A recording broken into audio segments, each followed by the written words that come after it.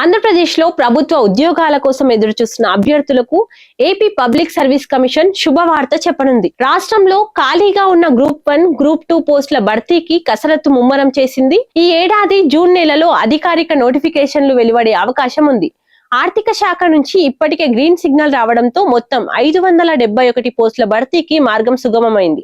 ఇందులో 101 గ్రూప్ 1 పోస్టులుండగా సుమారు 470 group 2 పోస్టులతో notification విడుదల కానుంది. నోటిఫికేషన్ వచ్చిన వెంటనే పరీక్షల నిర్వహణకు ఏపీపీఎస్సీ పక్కా ప్రణాళిక సిద్ధం చేస్తుంది. ఆగస్టులో గ్రూప్ 1 ప్రిలిమినరీ పరీక్ష ఉండనున్నట్లు తెలుస్తుంది. సెప్టెంబర్లో గ్రూప్ 2 ప్రిలిమినరీ పరీక్షలు నిర్వహించే అవకాశం ఉంది.